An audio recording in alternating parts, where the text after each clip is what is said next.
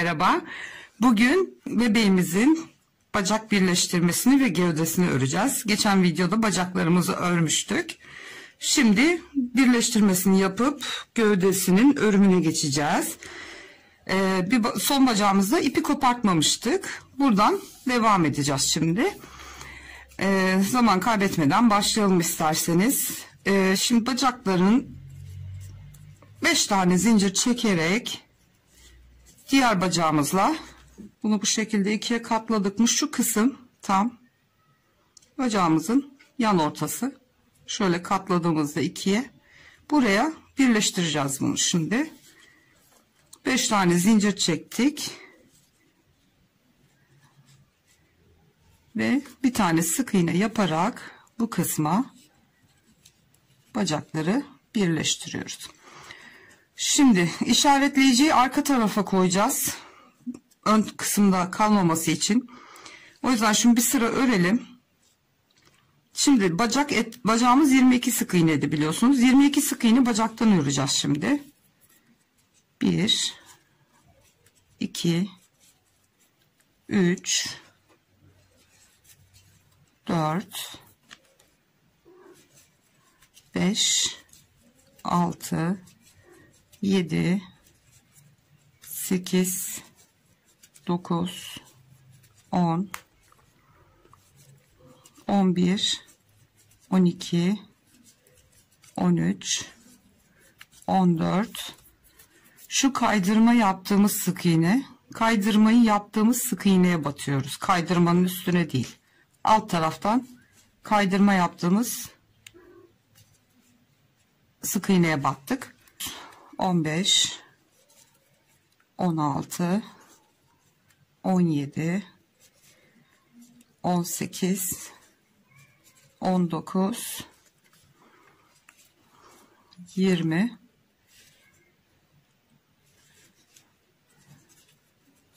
21 tekrar bir sayalım yanlış olmasın.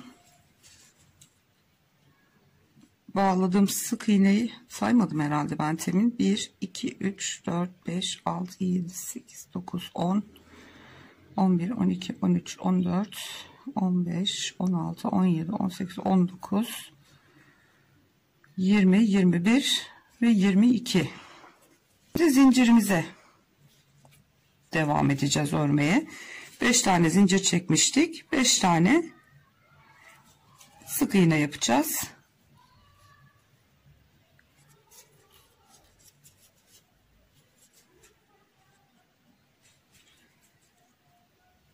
Evet, ilkinden başlıyorum. 1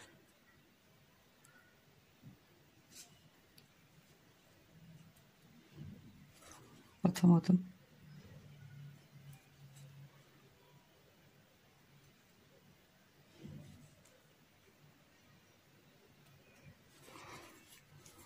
2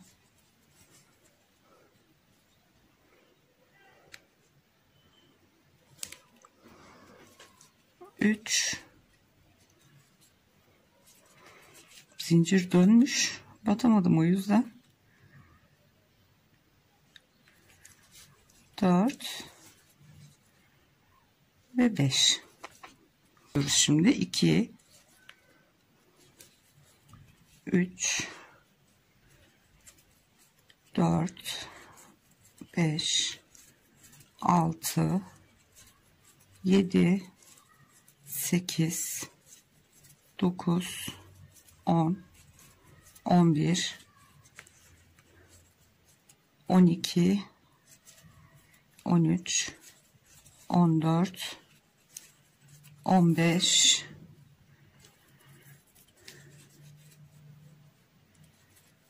16 17 18 19 20 21 22 şimdi zincirin üstüne devam ediyorum. İlk zincirden itibaren ön kısma da 5 tane sık iğne öreceğiz. 2 3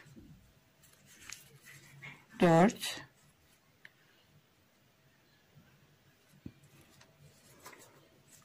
ve 5. Şimdi arkaya kadar şu bacağın etrafını dönelim. İşaretleyiciyi çünkü arkadan koyacağız. Ön kısımda renk geçişi yaptığımızda belli olmasın diye. Şimdi bacağın şu etrafını dönelim. Bacak kenarına kadar örelim, geliyorum. Evet arkadaşlar, arka tarafa döndüm. Zincirimin üstüne de ördüm. Tam zincirin bitiş noktasındayım ve şu anda tam 54 tane ilmeğimiz var burada. Şimdi işaretleyiciyi buraya koyacağız. Arkada kalacak. Zincirin ortada birleştirdiğimiz zincirin tam bitiş noktası. Bu kısımdayız ve 54 tane sık iğnemiz var. Sizde yani bir iki fazla, bir iki eksik çıkabilir. Sorun etmeyin. Hiç problem değil o. Evet, dediğim gibi sayılarda takılmayın. Bir eksik olur, iki eksik olur, fazla olur. Hiç yani bir iki sayıdan hiçbir problem olmaz. Şimdi yapacağımız şey artırma yapacağız kalça için. Şimdi 8 tane öreceğiz. 2 3 4 5 6 7 8 tane örüp bir tane arttırma yapıyoruz.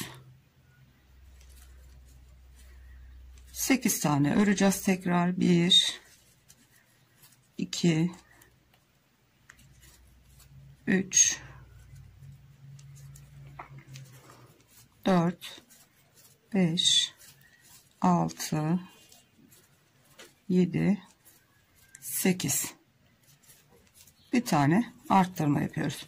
Sıra sonuna kadar şimdi 8 tane ör, bir arttır yapıp gelelim. Sıranın sonuna geldim. Son 8 tanemi ördüm. Son sık iğneme de son arttırmamı yapıyorum.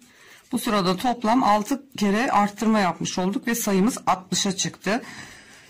Olur da sizde sayıda bir dengesizlik olur. Burada 8 tane olmaz. 6 olur, 7 olur. Hiç problem değil. O sayıdaki ilmeklerinizi örüp sonuna bir tane artırma yapabilirsiniz. Şimdi bundan sonra 60 ilmeği 59. sırayı 58'i ördük şimdi. 58. sıra bitti. Artırmamızı yaptık. 59. sıra dahil 64. sıra dahil 6 sıra artırma eksiltme yapmadan 60 tane sık iğnemizi örelim 6 sıra olarak. Ondan sonra tekrar bir kesme yapacağız. Evet arkadaşlar, artırmayı yaptıktan sonraki 6 sıramı ben ördüm. Şöyle sayalım. 1 2 3 4 5 6. İşaretleyicimiz arkada. Şimdi 8 ör bir artır yapmıştık. Şu anda 65. sırayı öreceğiz. Ve bu sırada 8 tane örüp bir tane eksilteceğiz. Yine 54 sayımıza ulaşacağız. Böyle hafif bir kalça oyuntusu yapacağız burada. Şimdi 8 tane örüyoruz. Arka ortadan başladım. 2 3 4 5 6 7 8 tane örüyoruz. Bir tane şöyle ilmeklerin ön katlarını alarak kesiyoruz. Bu sıramızı böyle 8 tane ör bir eksilt yapacağız. 1 2 3 4 5 6 7 8 sık iğnenin tek katını alıyorum. Öbürünkini de alıyorum ve eksiltiyorum. Şimdi bu sıramızı bu şekilde 8 ör bir eksilti yaparak örüp tamamlayalım. Evet, 65. sıramızda 8 tane ör bir tane eksilt yaparak 54 ilmeğe tekrar geri düşürdük. Şimdi 66 dahil 71 dahil yine 6 sıra bu sefer 54 sık iğne olarak örelim. Ondan sonra ten rengi ipimize geçeceğiz. Şimdi 6 sıra daha bu şekilde artırma eksiltme yapmadan 66. sıra dahil 71. sıra dahil toplamda 6 sıra 54 ilmeğimizi örüp gelelim arkadaşlar. Evet arkadaşlar, 6 sıra daha ördüm. 71 sıramız bitti. 54x olarak ördüm. Şimdi tekrar bir azaltmamız var. Şimdi işaretleyicimi alıyorum yukarı. Bu sefer 7 tane sık iğne öreceğiz. 1 2 3 4 5 6 7 ve bir tane kesiyoruz. Bir kere daha örelim. 1 2 3 4 5 6 7 ve yine bir kere kesiyoruz. Bu sıramızı bu şekilde 7 ör 1 eksilti yaparak örüp tamamlayalım. Evet arkadaşlar, 7 tane ör bir tane kes yaptım ve şu anda 48 tane sık iğnemiz var. 72. sırayı ördük. Şimdi artık ten rengine geçeceğiz. Şu son kestiğim ilmeği örmedim. Bu şekilde bırakalım. Ten rengi ipliğimizi alalım. Renk geçişini yapalım. Evet, ten rengimi aldım. İçinden geçiriyorum ve bir sonraki sık iğneden devam ediyoruz. İpliği arkada sıkılayacağım birazcık. Beyaz ipimi keseceğim. Onunla işimiz bitti. Şu ten rengi ve beyazın uçlarını bağlayacağım birbirine, sökülmesin diye. Evet, 72. sıraya ördük. Şimdi ten rengimizle 73. sıra dahil 84. sıra dahil toplamda 12 sıra eksiltme artırma hiçbir şey yapmadan öreceğiz. Ve ondan sonra tekrar kesmemiz var ve kol eklemeye geçeceğiz. Evet, şimdi hiçbir şey yapmadan bu şekilde 73. sıra dahil 84. sıra dahil 12 sıra 48x olarak örüp gelelim arkadaşlar. Evet arkadaşlar, ben şimdi bebeğimin 12 sırasını ördüm. Şu anda 84. sırayı örmüş olduk. Şimdi 85. sırada şu yanlardan birer tane daha keseceğiz. Ondan sonra yine düz örmemiz gereken sıralar var. Evet.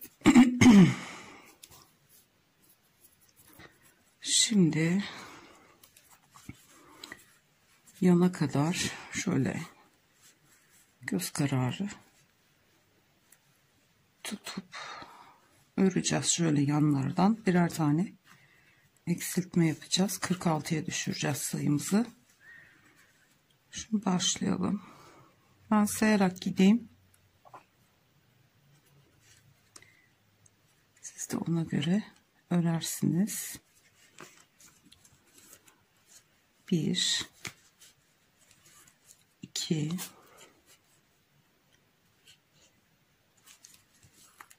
3 4 5 6 7 8 9 10 11 12 13. Bakayım şöyle.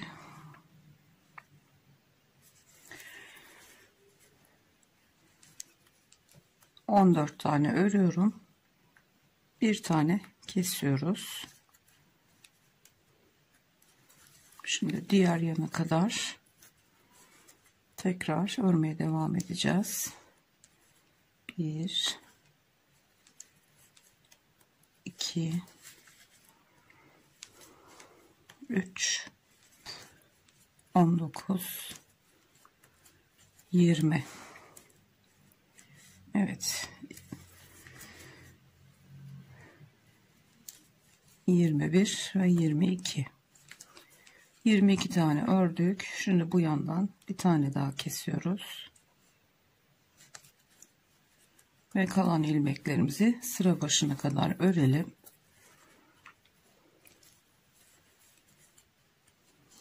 Bir,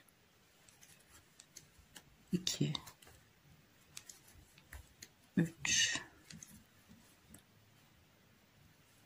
4 5 6 7 ve 8. Evet, şu anda 85. sıramızı ördük. Yanlardan birer tane kestik. Ben bu arada bacaklarımı da doldurdum. Şu üst kısımlarda boşluklar kalmıştı ya, onları doldurdum. İçini bir kısmını doldurdum. Yani şu anda bile bebeğimiz ayakta dimdik durabiliyor tel olmadığı halde.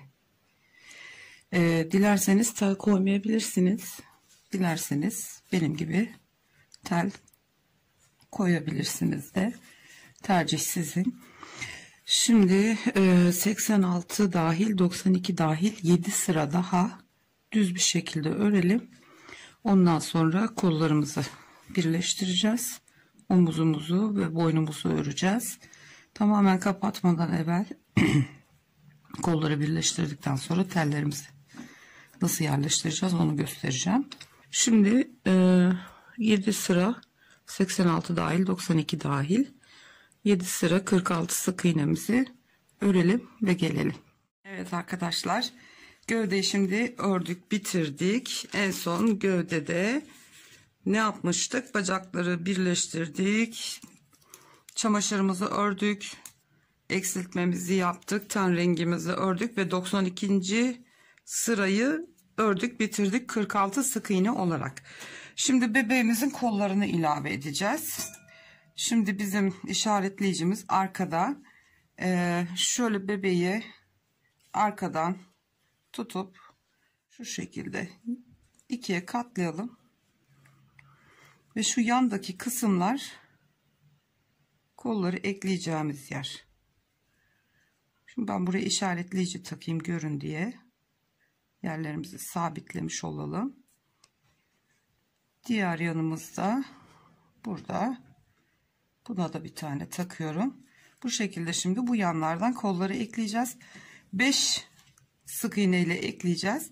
İşaretlediğimiz ilmek bir tane, 2 bu tarafa 2 bu tarafa 5 ilmekle kollarımızı ekleyeceğiz. Şimdi 93. sıramıza başlıyoruz. İşaretleyicimi alayım şöyle yukarı. Şimdi kolları ekleyerek bir sıra öreceğiz. Şimdi yana kadar hem sayayım hem örelim. 1 2 3 4 5 6 7 8 9 10. 2 ilmek kalana kadar öreceğim.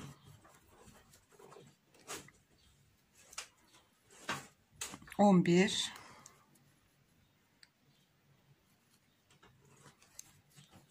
12 13 ve 14. 14 tane ilmek ördüm şimdi. 2 tane ilmek bu tarafta. İşaretleyiciyi taktım. 3, 2 de bu tarafa ekleyeceğiz. 5.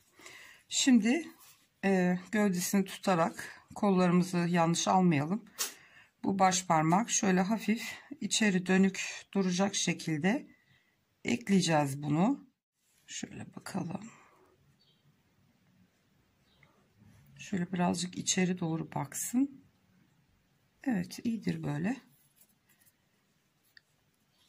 Şimdi tutuyorum hem kolu hem gövdeyi.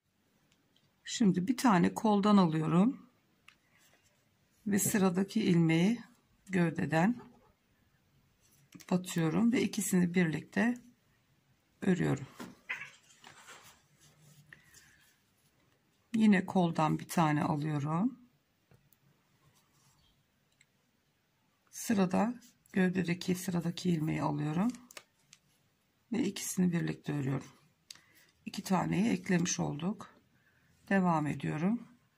Üçüncüyü ekledim.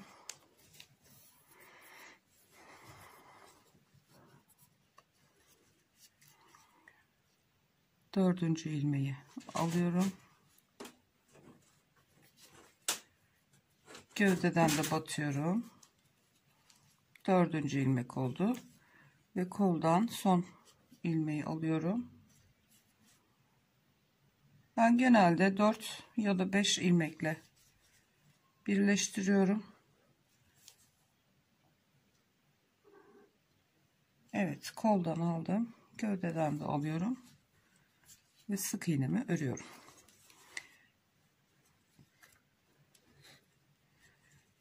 Evet, ilk kolumuzu taktık. Şimdi diğer yana kadar 2 ilmek kalana kadar tekrar öreceğim. 16, 17. 17 tane sık iğne ördüm. 2 tane sık iğnem kaldı burada. Bir tane işaretleyicim 3, 2 de bu tarafa ekleyeceğiz 4. Şimdi bunu çıkartalım. Diğer kolumuzu alalım. Onu da şöyle hafif içe dönük bakacak şekilde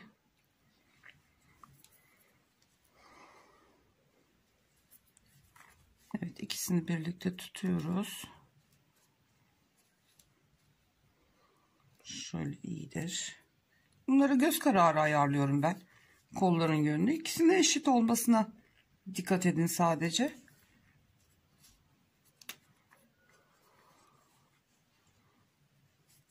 Evet. Şimdi koldan alıyorum.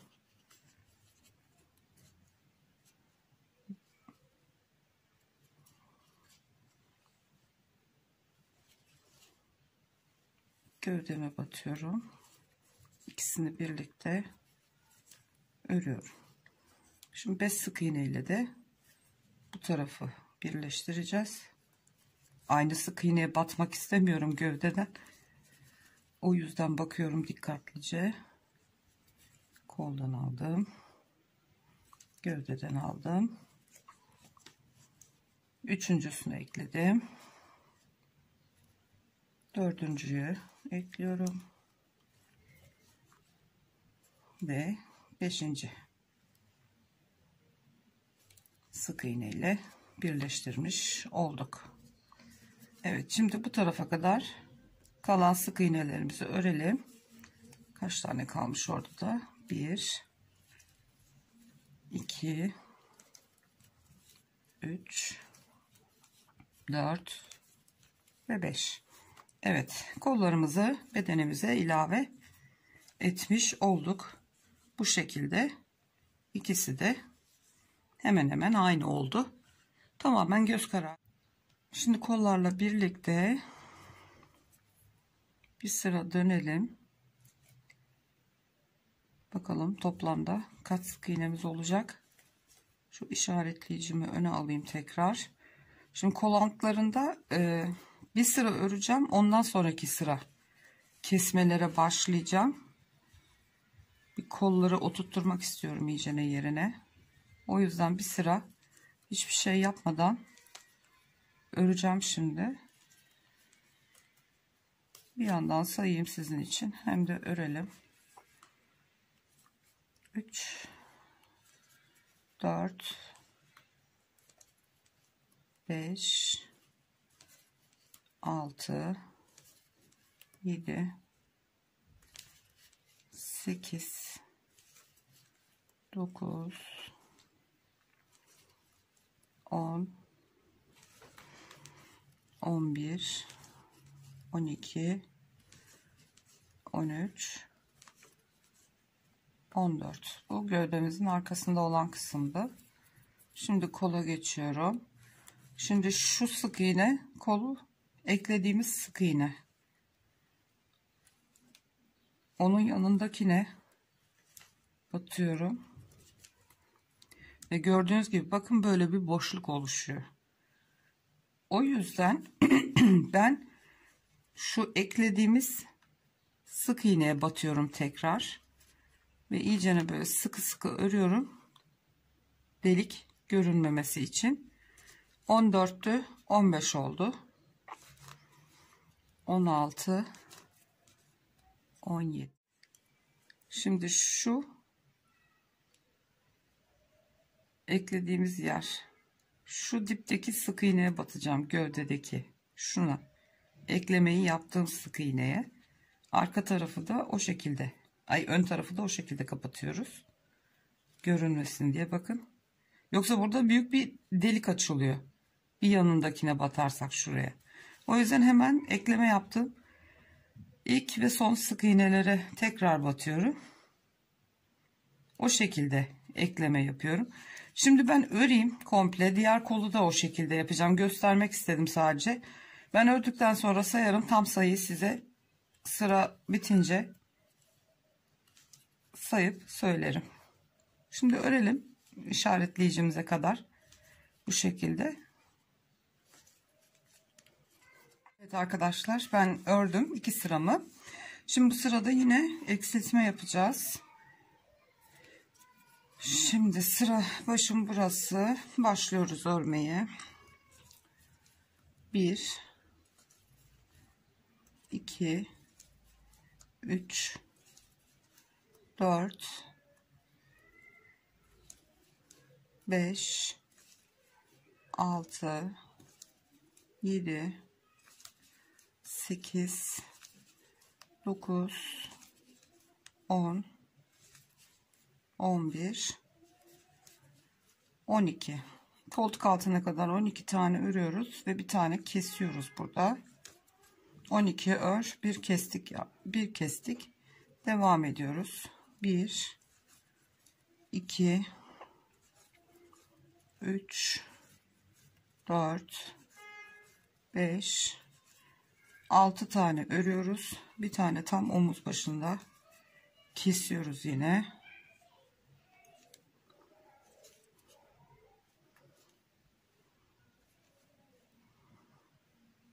Omuz başında tekrar bir tane kestik. Devam ediyoruz şimdi ön tarafa. 1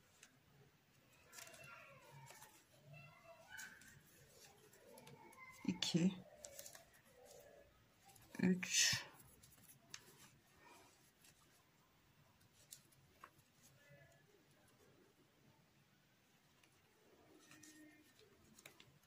4 5 tane örüyoruz. Bir tane kesiyoruz. Koltuk altında.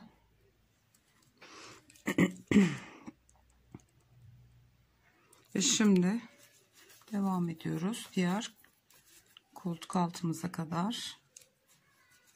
1 2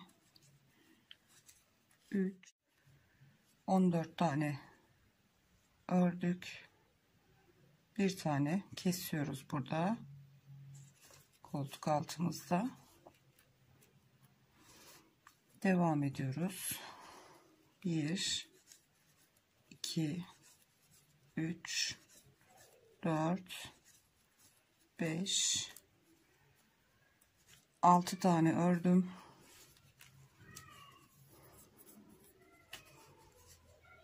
Bir tane kesiyorum. Devam ediyoruz. 1 2 3 4 5 6 ve bir tane kesiyorum yine ve kalan 2 ilmeğimi örüyorum. Evet, birazcık daha toparladık. Şimdi bu aşamada teli nasıl yerleştirebileceğimizi göstereyim. İyice daralmadan nasıl keseceğiz, ne kadar keseceğiz, nasıl yerleştireceğiz onu göstereceğim. Evet arkadaşlar, şöyle bir elektrik kablosu. Bu 4 milimlik bir kablo. Yani içindeki bu bakır kısım 4 milim genişliğinde. 4 milimi ben bacaklar için kullanıyorum. Daha sert, kıvrıl, yani dik dursun bebek diye 4 milim olanı bacaklara kullanıyorum. Bir de şöyle 2,5 milim kalınlığında olan var, içinin bakırı. Onu da kollar için kullanıyoruz. Şimdi ölçüsünü nasıl alıyorum? Yani şöyle şu ayak tabanına kadar geldiğini düşünürsek böyle tutuyorum. Şimdi boynu örüp kapattık diyelim, şu kadar. Bir 6-7 sıra falan da boyun öreceğiz. Bu biraz da kafanın içine girecek. Yani yaklaşık olarak şu şekilde göstereyim. Ayak tabanına gelecek olan kısımdan itibaren şöyle, bu yaklaşık bir ölçü. Göz kararı böyle kesiyorum. Fazlası kalırsa şey yapacağım. En son bebeğin kafasını geçirirken hatta biraz daha pay bırakarak keseyim. Şöyle yan keskinin kenarıyla. Bu biraz kalın olduğu için zor kesilebilir. Yani ne kadar diyeyim? Yaklaşık 40-45 santim civarında bir şey. Bundan 2 tane kesiyoruz. Elektrikçilerde çok rahat bulabilirsiniz bu telleri. Dediğim gibi bacakları çok sıkı doldurursanız tel koymayabilirsiniz. Sadece boyun kısmına. Dilerseniz kollarla birlikte. Ya da sadece boyuna şey koyabilirsiniz. Doğalgaz boruları oluyor, plastik kalın. Onlardan koyabilirsiniz. Şimdi ikincisini de keseyim, hazırlayayım.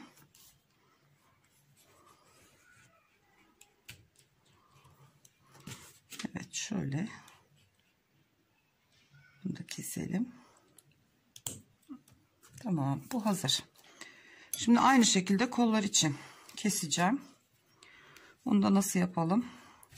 Şöyle elin üst kısmına kadar girdiğini varsayarsak, şöyle bu böyle yukarı dönecek boyun kısmı. Biraz da kafa için pay bırakacağız.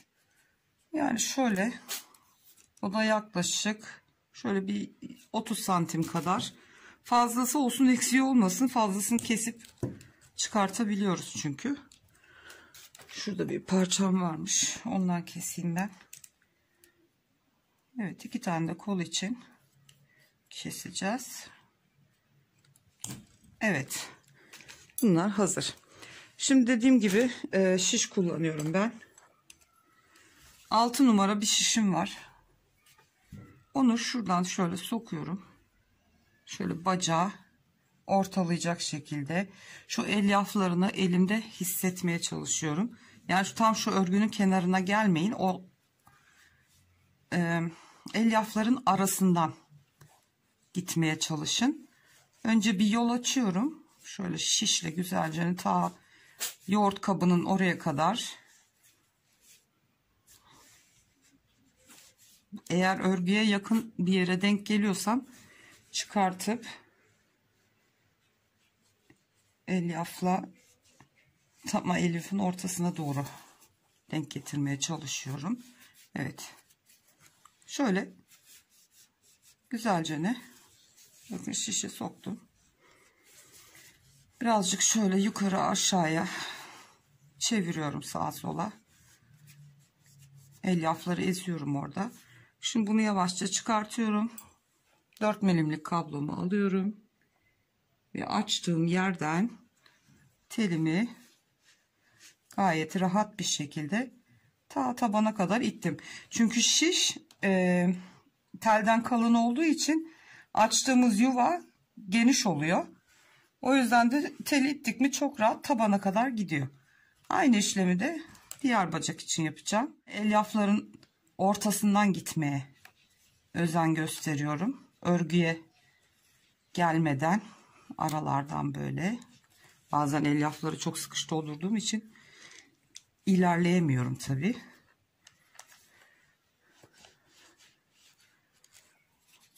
Evet, bir yol bulduk. Evet.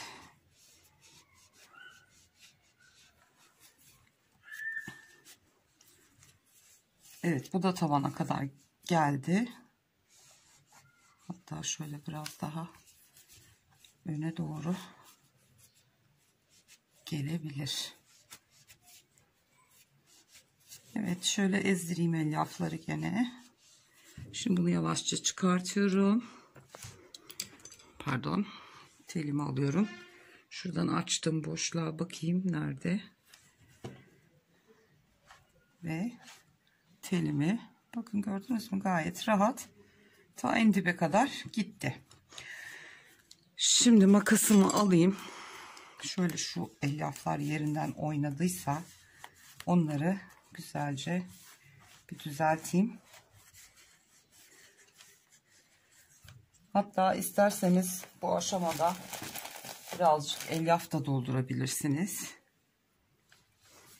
Şu kabloları da şimdi bu bacaktan geliyor ya, şöyle bir kıvırıp, hani omuz gelecek ya buraya, hafiften o şekli vererek şöyle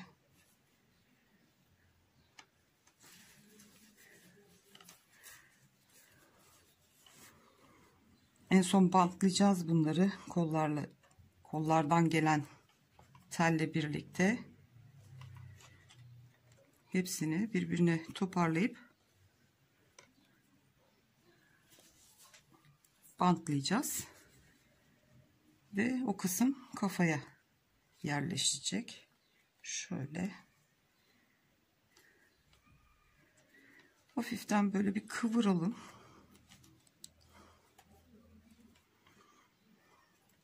Hem örerken daha rahat ederiz bu şekilde. Şimdi bunların ikisini şöyle birbirine, birini uzun birini kısa kesmişim tabi, sorun değil. Şöyle ikisini birbirine kıvırdım, rahatsız etmesin beni diye. Evet, şöyle bir şekil verebilirsiniz yaklaşık olarak.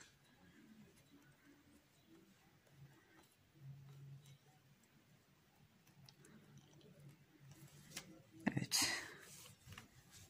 Şimdi kollarınkini de yerleştirelim. Bunu da hemen şöyle, isterseniz daha ince 4-4,5 numara bir şiş kullanabilirsiniz kollar için. Bunun teli daha ince olduğu için şöyle hemen açtım yuvadan. Evet, buraya kadar geldi.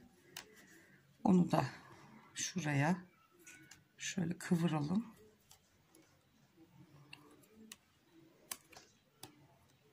Maksat şimdilik elimizin altında çok fazla oynamasın teller. Bunu da o şekilde tamamen göstermek istiyorum. Video uzun sürecek ama kalın şiş kullandığımız zaman işte teller çok rahat girebiliyor yerine.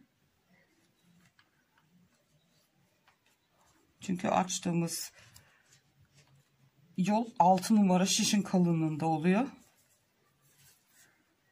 Evet, bunu da yerleştirdik. Şunu da hafiften şöyle bir şekil verip yukarı alalım. Kalsın, o da budur şimdilik burada. Sonra penseli bunu güzelce toparlayacağız.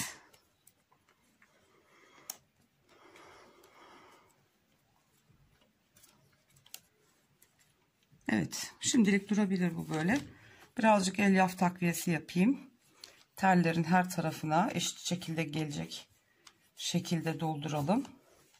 Önden doldurduk. Birazcık arkadan takviye yapalım. Tellerin etrafını kapatalım elyafla. Şöyle koltuk altına, yanlara doğru. Şimdilik öyle kabadan dolduruyorum. Ben daha sonra makasla onları güzelce sıkıştıracağım. Bolluk kalmasın diye.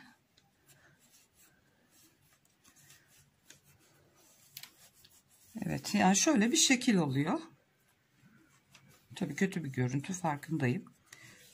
Ama bebek komple dimdik ayakta durabiliyor bu şekilde olduğu zaman. Ellerimiz istediğimiz gibi kıvrılabilir.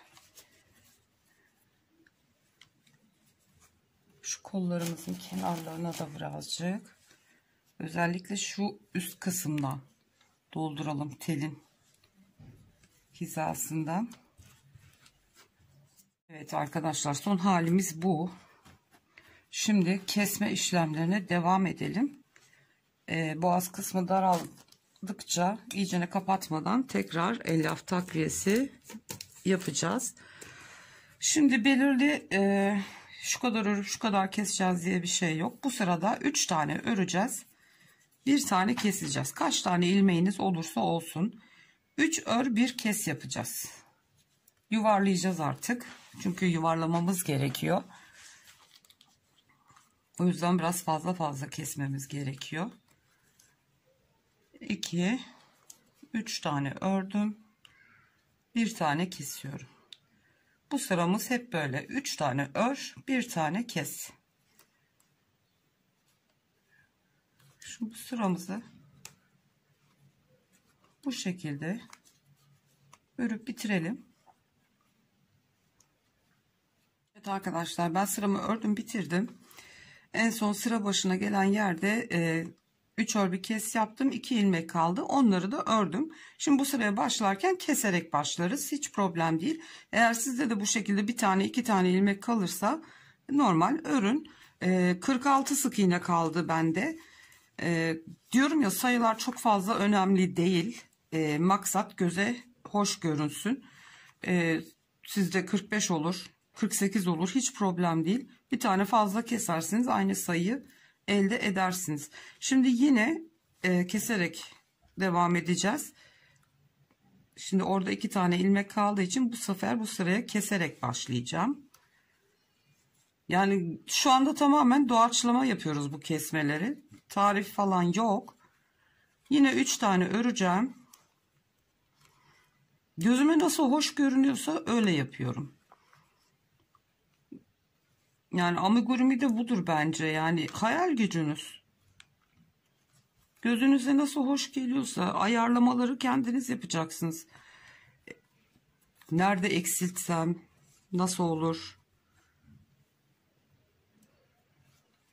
Neresinde nasıl öreceğim? Ben çok örüp söktüğümü bilirim. İstediğim şekli oturtturamadığım zaman hoşuma gitmiyor, söküyorum. Tekrar örüyorum.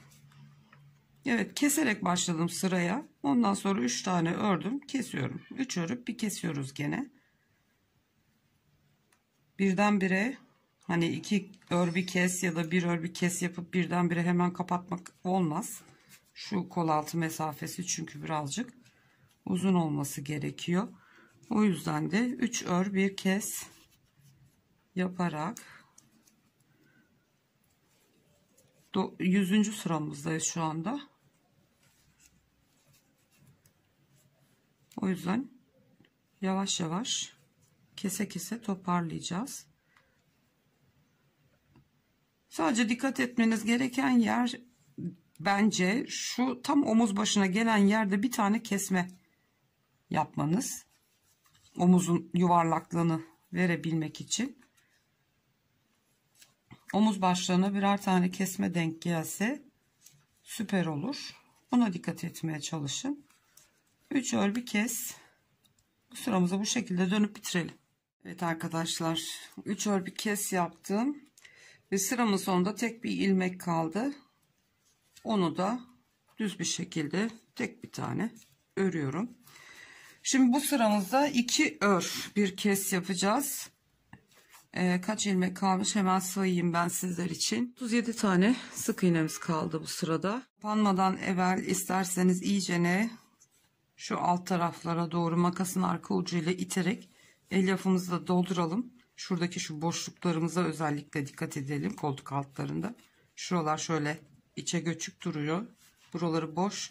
Buraları güzelce elyafla. Evet arkadaşlar, bir ör bir kes yaptım. İyicene doldurdum. Gördüğünüz gibi gövdemiz gayet güzel. Taş gibi oldu. Şimdi iki ör bir kes, pardon, bir ör bir kes. 2 ör bir kes yaptım. Şu anda 28 tane sık iğnemiz kaldı. Sizde 27 olur, 29 olur, fark etmez. Dediğim gibi sayılara hiçbir zaman için takılı kalmayın. Şimdi bu sırada 28 ilmek kaldıysa bir ör bir kes yaparsak, yani boğazı 18 ilmeğe düşürmemiz gerekiyor.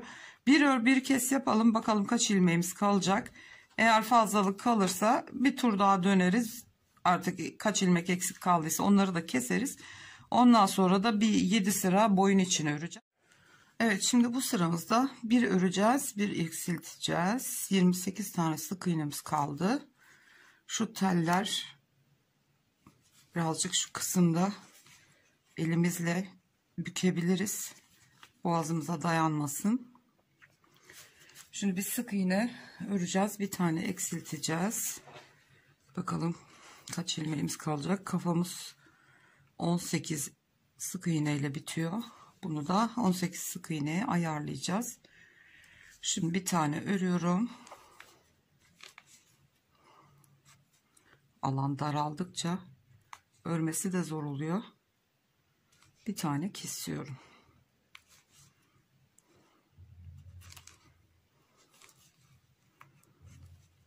Bir tane örüyorum. Bir tane kesiyorum. Bu şekilde bu sırayı bir ör bir kes yapalım. Sıra sonuna geldiğimde bakacağım kaç sık iğne kalmış. Ona göre 18 sık iğneyi ayarlamamız gerekiyor. Evet, ben ördüm. Bir ör bir kes yaptım. Tam 18 tane ilmeğim kaldı. Pardon, 19 tane kaldı. Şimdi boynu dönerken arkaya gelen kısımda bir tane keseriz ve tam 18 tane ilmeğimiz kalmış olur. Ben iyicene elyafta doldurdum. Şu telleri birazcık şöyle omuz hizasında kıstırabiliriz ve penseyle şöyle tutup bükelim şu kısımları. Sonra bantlayacağız bunu güzelce elektrik bandıyla. Bükelim şimdi, bükebildiğimiz kadar. Zaten fazlalığını yukarıda muhtemelen bu kafanın içine çok uzun gelecek. Boyun da gelecek gerçi ama uçlarını kesip birazcık, hani bebeğin kafasının tepesinde belli olmasın diye birazcık kesebiliriz sonra. Şu uçlarını da şurada kıvırayım şimdi, rahatsız etmesin diye. Evet, bütün kabloları doladık birbirlerine. Şimdi 18 tane ilmeğimiz var burada. Pardon, 19 tane. Arka hizadayız. Şimdi bu ilmekleri, kalan ilmekleri öreceğiz. Tel olduğu için çok zor örülüyor tabii. 7 sıra yapacağız bunu. Boyun birazcık uzun olsun. Çok kısa oldu mu çirkin duruyor. Yani kafası omuzların içine kaçmış gibi duruyor. O yüzden biraz uzun boyunlu olmasında fayda var. Şimdi bu şekilde 7 sıra döne döne örelim. O bir tane ilmeği şurada mesela keselim. Arka tarafta kalacak şekilde bir yerde bir tane kesme yapalım. 18 ilmek tam olsun diye. Kafada 18 olacak. Hani tam dikerken birbirine eşit olsun sayılar. O yüzden bir tane kestik. Şimdi bir 18 tane ilmeğimizi döndüre döndüre 7 sıra boyunca öreceğiz. Bitirişi de tam şu arka orta noktaya getirelim. Yani normalde sıra başımız şurada yanda kalıyor. Bitirirken arka ortada bitirelim. Hani bir 3-4 sık iğne öteye gelip ipimizi öyle keseceğiz. Hani dikişe tam arka ortadan başlamak için. Şimdi boynumuzu böyle döne döne 7 sıra 18 ilmeği örelim. Örerken bir yandan da elyaf dolduralım. Özellikle şu omuz başlarına, şu koltuk altı kısımlarına böyle çöküntü olmasın. Şuralara, şu kısımlara şöyle takviye yapacağız. Telin kenarlarına da ördükçe dolduralım. Boşluk kalmasın, tel içinde oynamasın dikildiği zaman. Şimdi örelim. 7 sıramızı gelelim. Evet arkadaşlar. Ben bitirdim. 7 sıra ördüm. İpliğimi de uzun dikecek kadar bıraktım. Şimdi şu boyun kısmını, şu içlerini